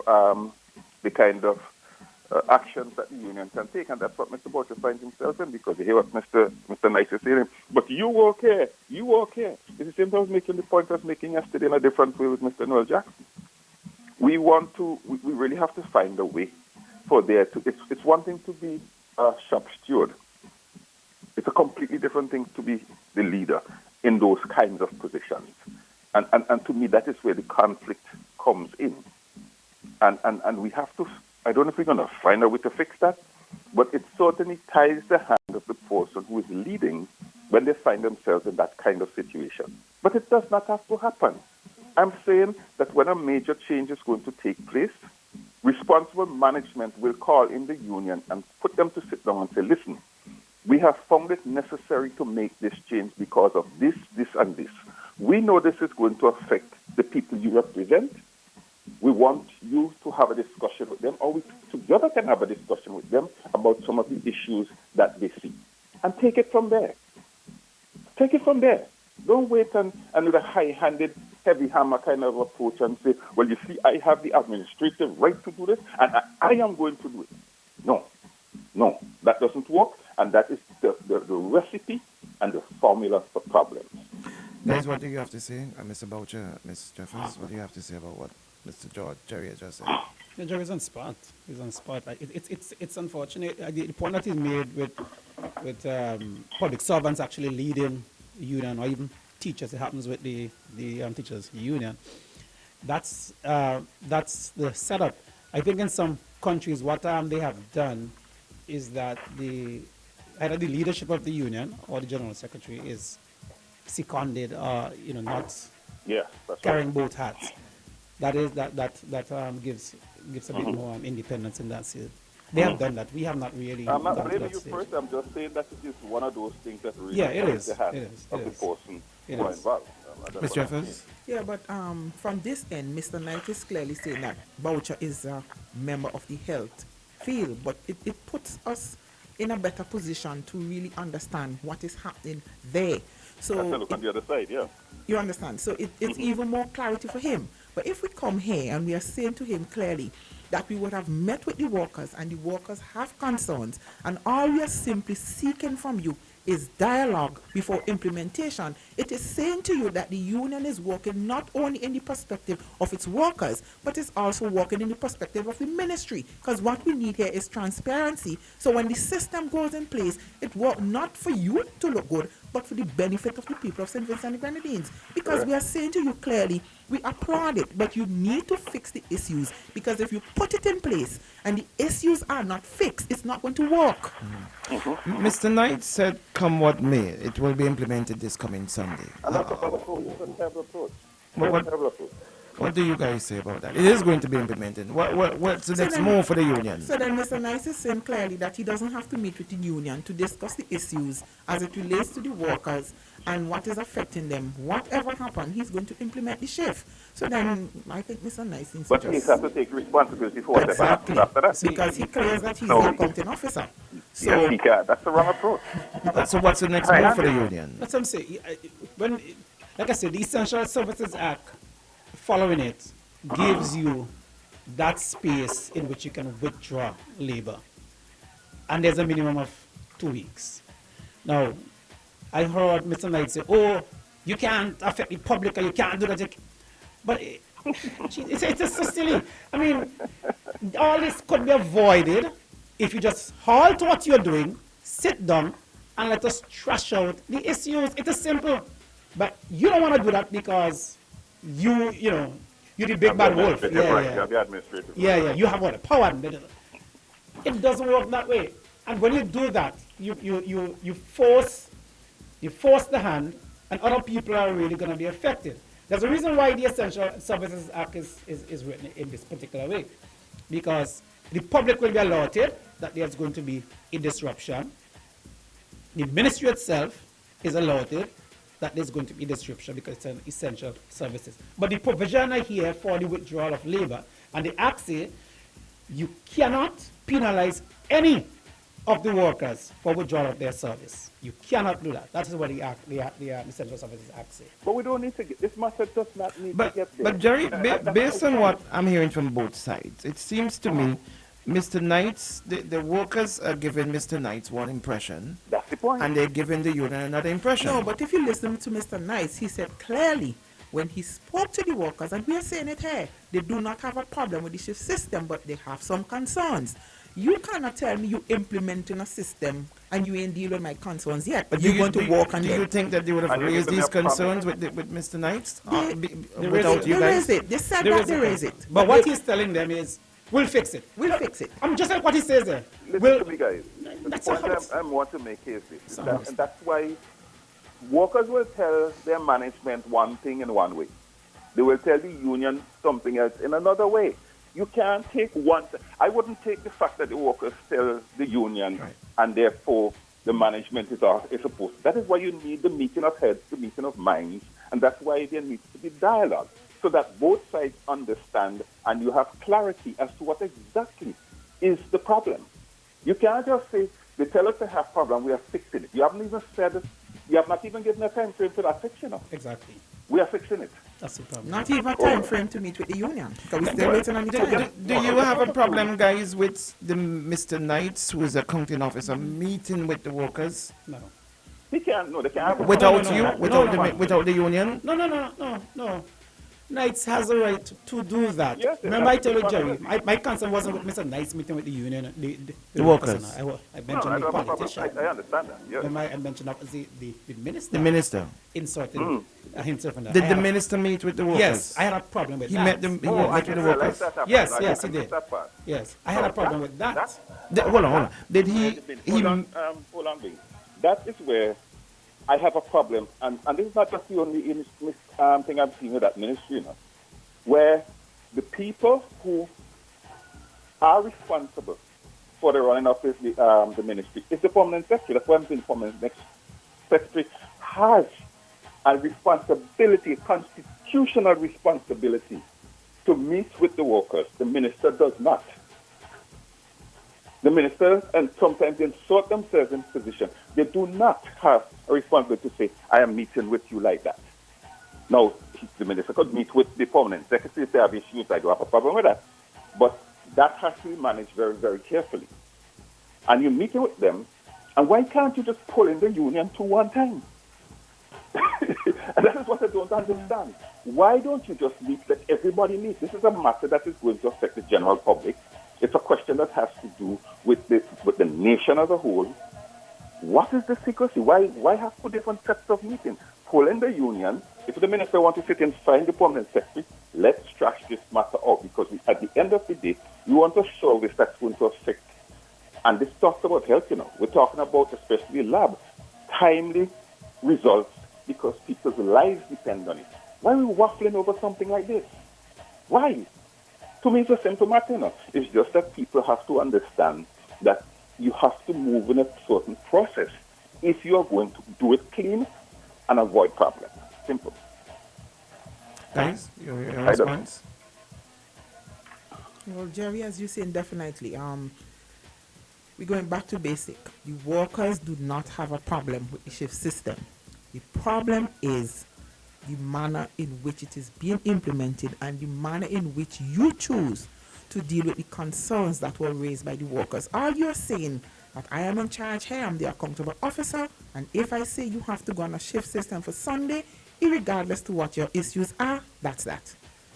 You cannot take that approach. I stood here in the studio and I'm really applaud that you can come to me and say to me that you are the accountable officer, but who are you really accountable to? You are accountable to the persons that you govern and to the persons that, yes, you have to answer to. But your workers have to form the essential of your accountability. And if you are saying that you don't really care what happened to them and all you care about is the implementation of your shift system, then we have a problem. Jerry? Yeah, this does not need to get there. And I would hope, because let's look at this, right? At the end of the day, what is being sought here, I suspect the shift system is an effort to improve the service given by that particular part of the health system, right? Am I correct? Yeah. It seeks to improve it. Now, if it's going to do that, obviously any change is going to cause a problem. Why do we have to go through this? Let everybody sit down around the same table and sort it out. Meet with the people who are going to be involved, because at the end of the day, we want to put a system in place that would help the general public, the nation, the taxpayers, and the other people of the nation of St. Vincent and the Grenadines. These are the people who pay the wages of all the people involved here. It's the taxpayers. Exactly. The taxpayers don't need to have to endure this stuff. It's basic industrial relations. Basic. And Jerry, I think what they're missing, if the lab system goes in place and it doesn't work, it doesn't only impact on the lab, it impacts on the doctors, it impacts on the nurses, and it boils right back down to the patient. The whole system. So you can't just say exactly that I am going to do it and that's that. Because even sometimes you sit down at the draft table and you're trying to implement something, there are basic things that you would miss. And if you just have open dialogue with other persons who are in it already and who would see little things that you mightn't see, then we get better results. Absolutely. That is how it's supposed to be. Okay. Straight up? I done. Straight up. I done. Yeah. Straight up, real talk, unfiltered, and in your face. Jerry George on Boom 106.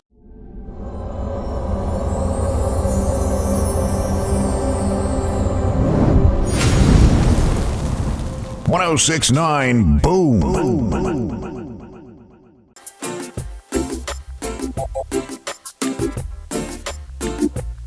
All right, so we're back inside. This is OMG Throwback Thursday morning. I've got inside with me Mr. Bouch and Miss Jeffers, the Public Service Union. Let me just give you a couple of feedback. We got quite a bit of them. A couple of them coming on my phone and they're coming on the computer as well. And someone is saying here, Boucher is the Minister of Health, ? That's why there's a grievance officer. There will always be problem with implementation of a new system, but they can be ignored. They can be ironed out along the way. Boucher is not making sense. He wrote the PS is writing him back, but he could have called it if it was that urgent. Then he could have called the PS. How do you know that all the issues wouldn't be ironed out before Sunday? I respond to that, guys. There's no guarantee. That's why the workers have come to the union. If the workers, if as the PS said that the workers met and they say one thing to him, why have they come to the union and asked union to address these issues? Because this is a problem for them. They have come to the union. So it is a problem. And like I say, simple dialogue can have it resolved, but it must be resolved before the implementation. You just can't rush to implement. Okay, here's another one. Given the narrow time frame from policy to implementation, wouldn't it be more practical for that communicate to have been done by email, the amount of days between them receiving the letter and to get a reply done doesn't leave much time to iron out concerns? Well, as interesting as Jerry said, if the letter was written on Friday and they get it on a Monday, it's within working days. But you see, I recall one time being, even when we're dealing with the issue with the prisoners at mental health, I called Mr. Knights and I said, Mr. Knights, this is so urgent. Let us meet on the weekend. Let us meet on the weekend because it is very urgent. It must happen before those prisoners are sent there. Let us meet. And he flatly refused. It is not that we haven't tried. We have tried everything to get the ministry to respond and meet to address issues before they reach a certain point. But Mr. Knight said, to be fair to him, that he has never refused in the past, and he has met the most with any union ever. Is this not the case? He has met in the past. There's no doubt about that. He has met as a permanent secretary. We have met with even Lansford said he never really had any issues with meetings either. When there are issues that he doesn't want to discuss with the union, there's a deafening silence on it. And within the past 6 months or so, that has been the case. And it started from the mental health issue come right up. There has been no response to engage the union. That has been the problem, the engagement of the union in very troubling issues, disturbing issues. I don't know if perhaps looking at the outcome like of what? the state of it was. Like what? Like I say, I raised the issue with the mental health. The prisoners, the conditions of work that those workers had to work in there. They were on the verge of actually taking action. What kind of action? I'd rather not say it this time, man. But they were on who got wind of it. And they made some adjustments. But I'm saying these things can be addressed. All you need is the proper industrial relations practice. Meet with the union that represent the workers and work them out. You may not be able to definitively work out everything before then, but the union can go to its members and say, listen, we are on top of this, and we have gotten here, there, this one is pending. We will start and give them time to get this done. The workers don't have to worry because we have their back. We have to ensure that this is done at a certain time. That's why you pay a lawyer. You don't stress yourself out. You leave that to the lawyer. The union is the workers' lawyer. That is simple. The approach by Mr. Knights is problematic. You must engage the union in these serious changes. You must, before you rush to implementation. This is another message. This is another WhatsApp message that came in. The implementation of the shift system needs to be pushed back until all concerns are addressed and resolved. This is too important to rush into. The gentleman stated they are addressing the workers' concern. What he didn't say is if those concerns were resolved to both sides' satisfaction, given the fact that implementation is only a few days away. That's the problem. That is one of the reasons why when the workers came in, they were alarmed because that's why they said to us, Mr. Knights, just like how we said it there, it will be. And that's how he spoke to them. They were alarmed. They're very disturbed by this.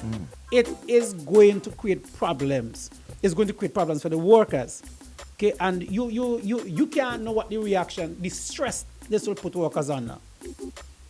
To avoid all of that, in the interest of the public, in the interest of good industrial relations, you need pushing this back by 2 weeks, even a month, to solve the issue and let both sides have the compromises laid out and a satisfaction works in the interest of the public. I'm a part of the public. Here's another WhatsApp message. Listening to the dialogue, he said Mr. Knights was very disrespectful to the union as he seems not to know the power of the union. When he states they don't have the power to do this and that, And before any implementation that affects workers, the union must sign off on it before. Yeah, you have to. You have to sign off on it. It is so ironic because you really don't have this sort of behavior in countries around the world. I mean, geez, this just happens here under a Labour government. Comrade is the one who does always say he is the best Labour government ever. He's the best workers' government. Advocate for workers. He's a trade unionist. He brags about all of those things. But this is his government. Directly, and you hear it from Mr. Knights directly slighting a union. You don't care what the union's position is with respect to its workers. You want, come on. More WhatsApp messages, this person saying, why are the ministry meeting with workers behind the unions back who represent them? These ministers and permanent secretaries believe they are too big for other people to talk to them. They have a slavish mentality. Don't respond to that. Don't respond to that, please. Good morning, Bing. Tell Mr. Knights and the nation that he must. Okay, I don't know. I'm not gonna read that. Bing, can Mr. Boucher and others say what are the concerns of the workers? That's another message. What are the concerns of the workers? Let's list some of them. Yes. Will you care to go back through some of these? Okay, some of the concerns are the time that the shift system would run from. Workers are also concerned about safety and security, which Mr. Knight said he's not aware, but it is a burning issue with Milton Cato Memorial Hospital. Having a security form does not mean that your company is secure. That in itself speaks for itself. We try not to bring out the logistics or to create any big alarm, but when you speak on certain issues, I think you as the accountable officer, you have to get the facts, and you cannot just come, because most of the time these people come with this kind of attitude. Okay, because I'm the PS, when I speak, the nation's supposed to listen and just go with what I say. When the reality of things, it is not like that. You don't want to come here and bash a system that you're working in, but we have to understand that there are problems and we have to deal with them. So security is one of the concerns. Disruption of family lifestyle. For example, there are some of the workers who... Caller, just 1 minute, please. Okay, caller? For example, who might be doing a study, a UV program or something. You have to go there. Your timing now is 4, but then you have to come in at work from 3. How do you work out that logistics? Okay, but you're telling me you're going to implement a shift system from Sunday, 11 to 7. How do the worker get to work? They said they're going to get something to transport them. They will try. Now let me use the word that the workers try. They will try their best to get transportation. Yeah, caller, just take a pen. Okay. Caller, go ahead, please. Hello, good morning. Good morning. How are you doing? And let me say good morning to the other members of your staff in studio. Yes. Good morning. Good morning to your guests as well. It's Harvey calling back. Yes, Mr. Farrell, good morning again. Okay, Bing, I am happy that I am now calling after listening to the permanent secretary. And I think we have some history to go with. Boucher rightly raised the issues at mental health and so on. And there are some outstanding issues that still need to be corrected. But let us move forward. I remember, I'll just bring some from my experience as a past president and general secretary of the union. I remember sometime in the very early days of the ULP administration, I think it was in the first term, they wanted to change up the shift system that the nurses currently have, right? And I remember when they wanted to implement that, the union had been involved from the very beginning. The number of concerns that the workers were raising, and truly one of them, I know, that would have been most difficult to resolve would have been the one of transportation. Having persons coming off from work at at 10 and 11 in the night, or having to report to work at those hours, and knowing our transportation system in St. Vincent and the Grenadines, we know the challenges that would have. Safety was another issue. And I remember we had a number of discussions on those, and eventually it was shelved. They didn't go forward with it. Then I'll move to the port. When they were introducing the moving from the port guards to port police, there were a number of things there, in that it was first said that they are going to sever all the workers. And we thought it was unfair. But the board at the time sat down with the union, and we worked out for the workers what we thought was a good deal in that. So most of the workers were still able to keep their jobs and easily move into the transition period. We were even involved in the way they structure the new training and all of that. And look, what that has done is that it made the industrial atmosphere so easy.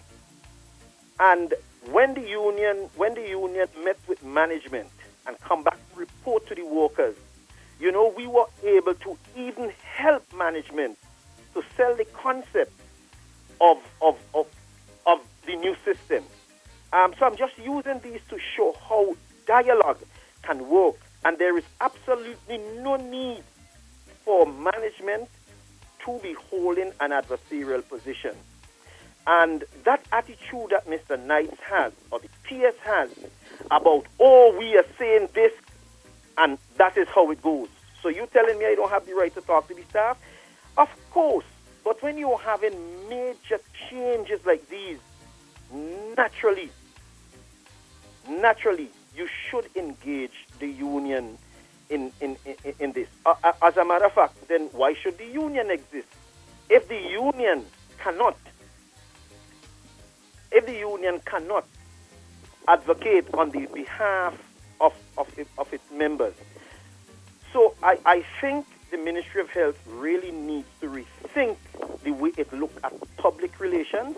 And I'm telling you, with that attitude, if Mr. Knight was, or he or that PS, or anybody else for that matter, running your own business with that kind of attitude, you can have a time when you walk off. Say that you are a baker, for example. You own a bakery, and you adapt that attitude to the workers. You know what they could do?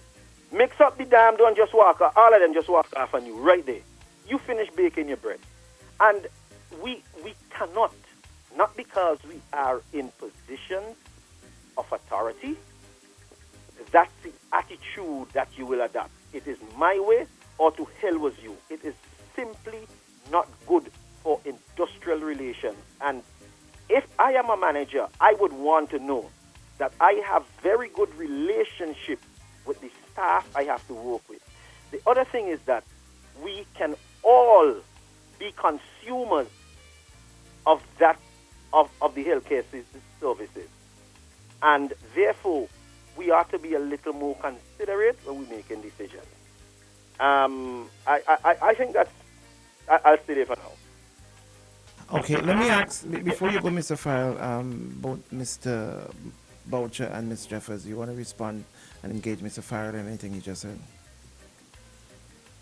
But he's on point. He's on point. And again, he bring his experience to bear because he was a former president, general secretary, and he also worked at the management level within the Ministry of Health. So he has a very good understanding of the issues and the manner of resolving them. He's spot on. Okay. Ms. Jeffers?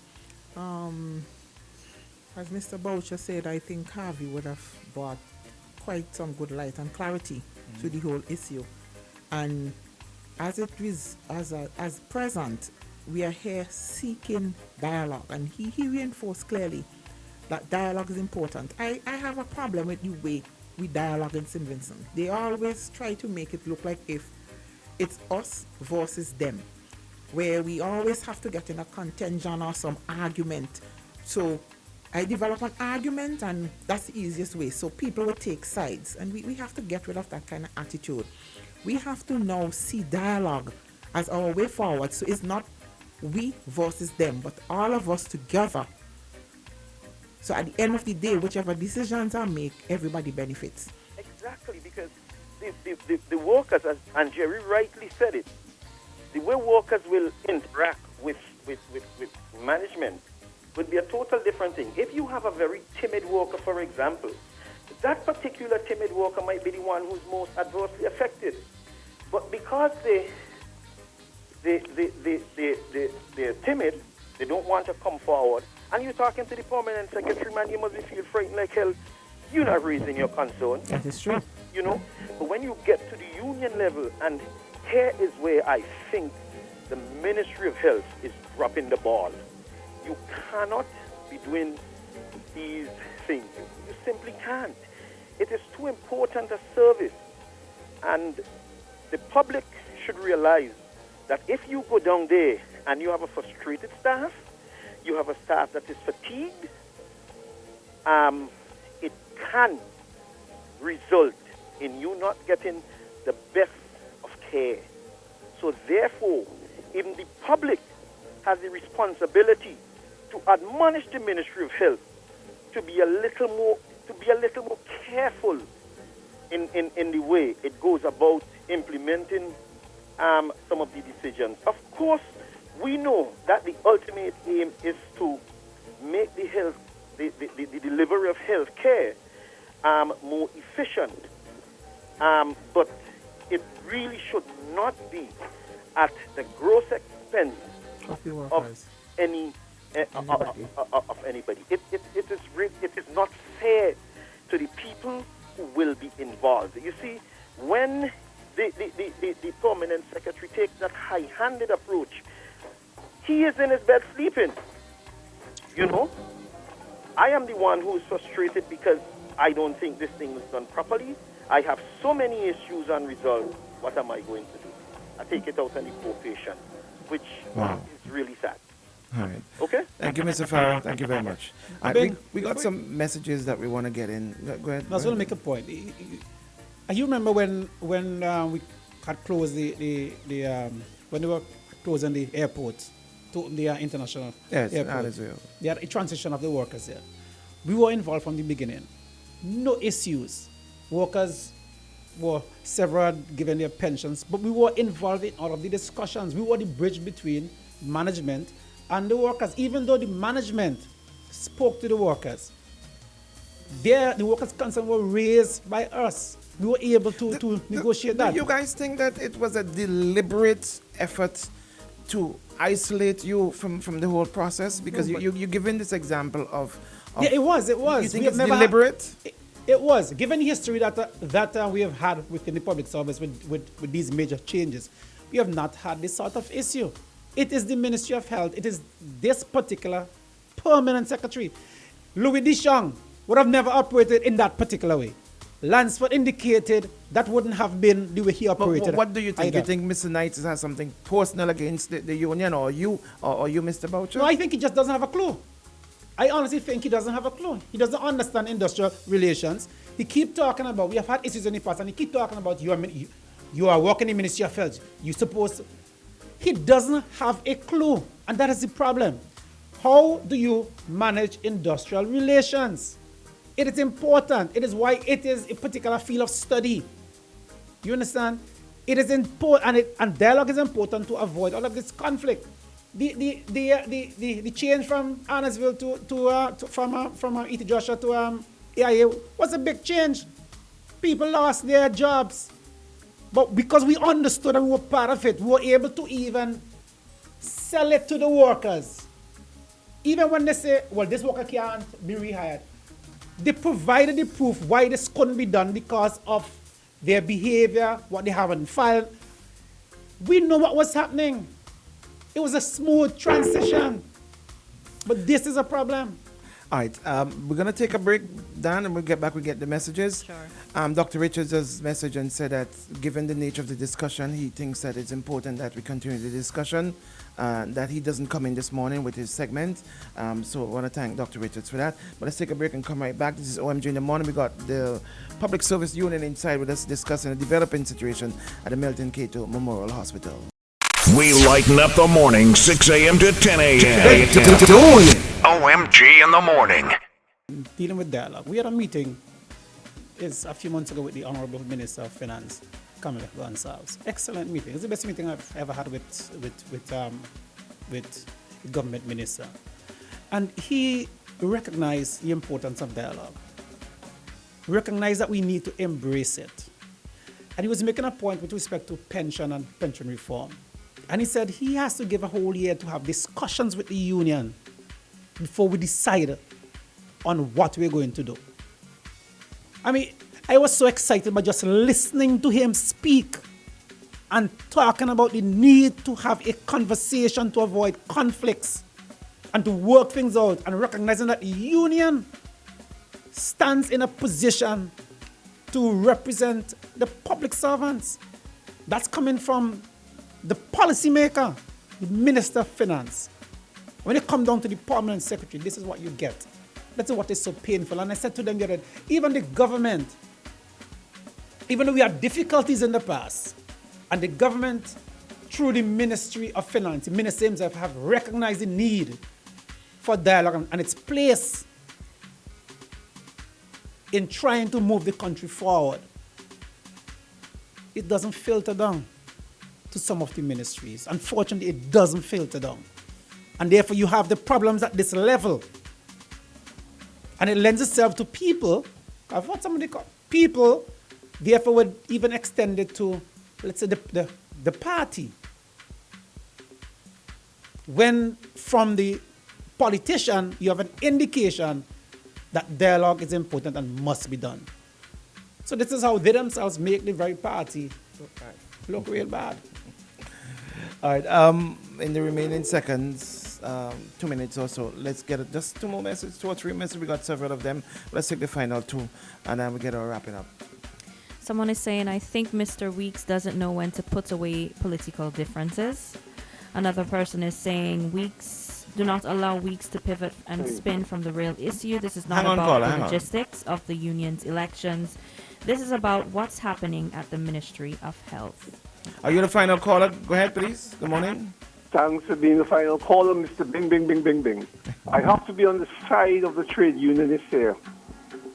What a trade. And I'm impressed with the lady there. Mrs. Jeffers or Miss Jeffers, I'm hearing.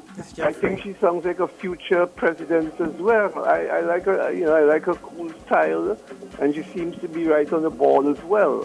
I didn't hear much of her name mentioned after certain comments that she would have made or statements she would have made.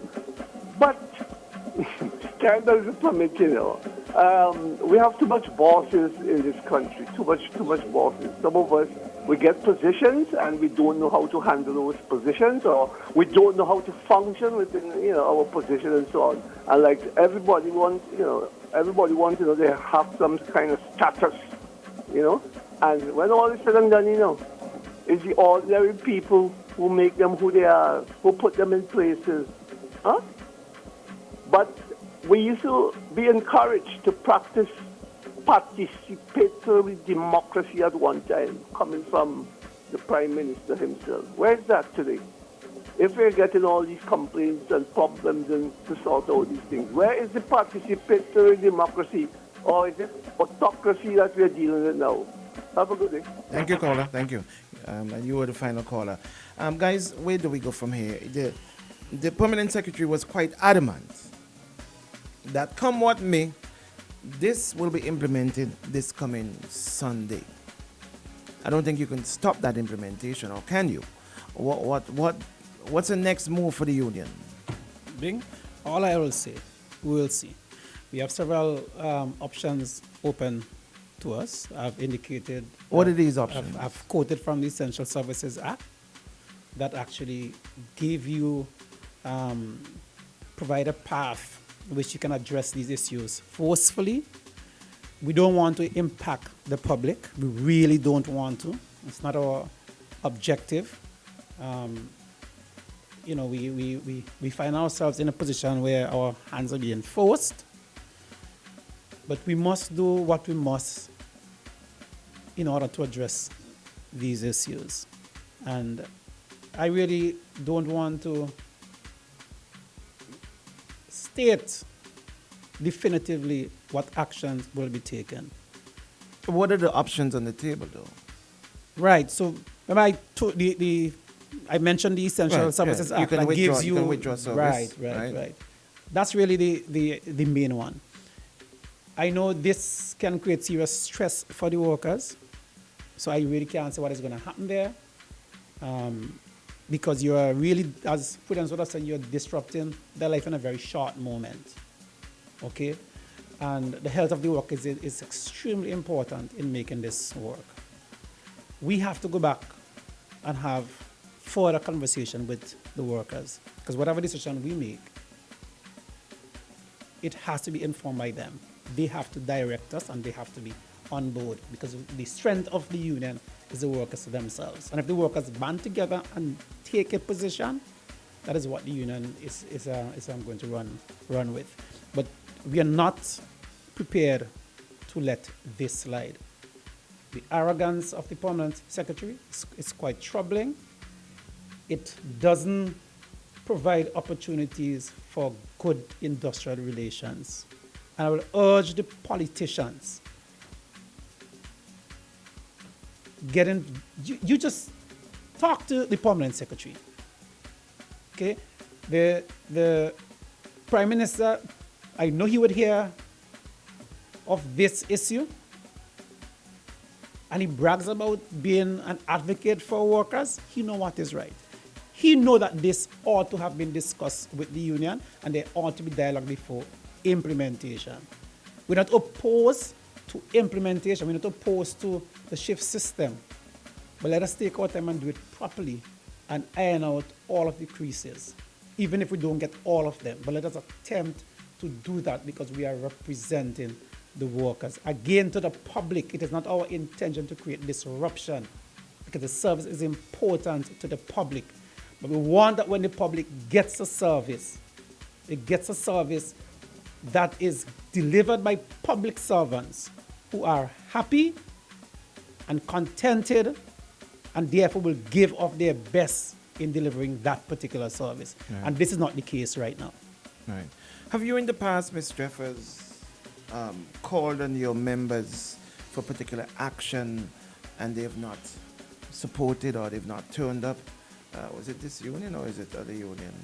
Other unions. Other unions. So you've never had a situation where the public service union called out its members and said, listen, this is what we're going to do, and you've not had 100% support or majority support? I think what happened right now, there's so much issues that if you do call, you will not have a problem. We would not have really had a problem in the past. It's just that sometimes before industrial action, you reach to the point where the action is actually taking place, somebody steps in, so we get a resolve. Okay? But in wrapping up, I want to urge the persons, all parties that are involved, please do not mix up your personal feelings with your professional judgment. We heard it coming out, for example, Mr. Weeks coming to talk about constitution and election. That's a low blow. That's a below the belt blow. So I was not even going to answer Mr. Weeks.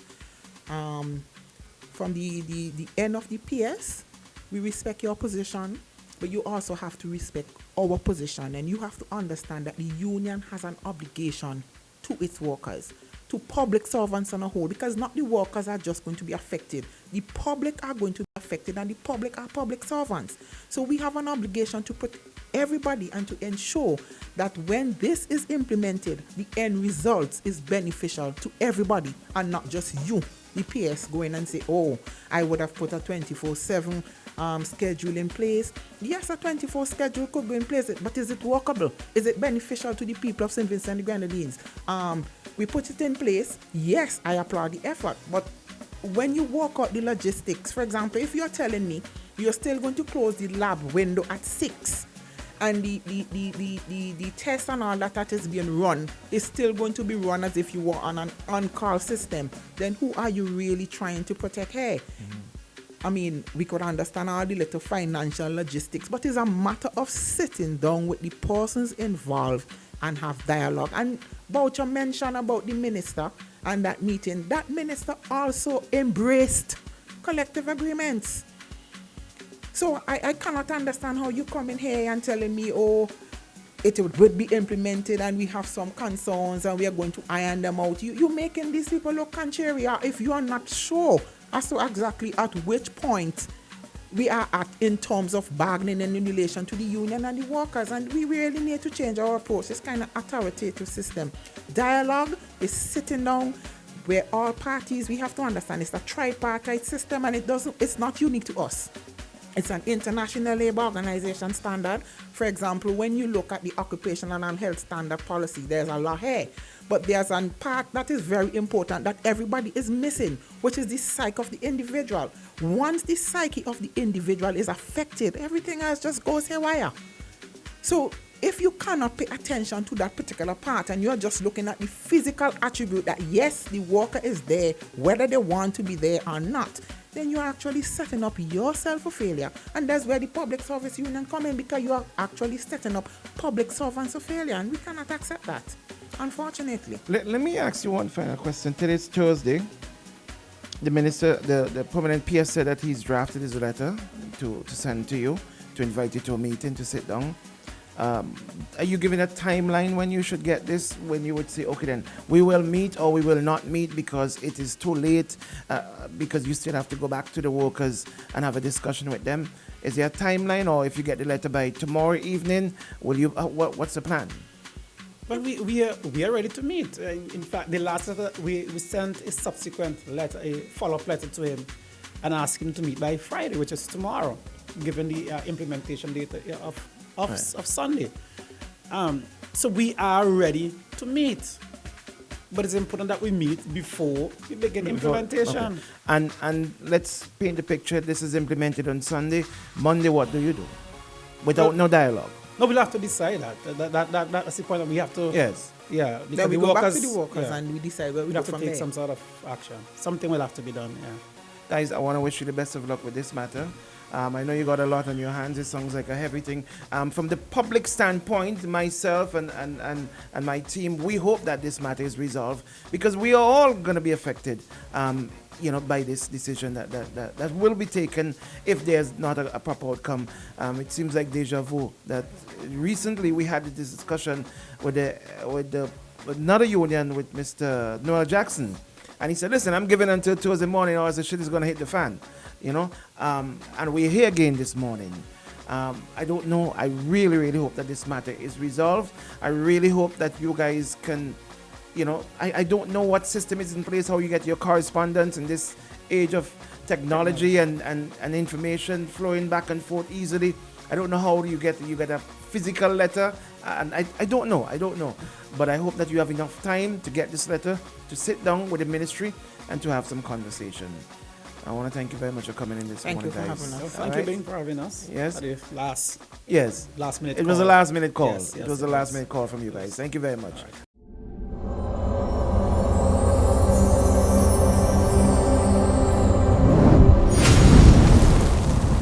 1069 Boom.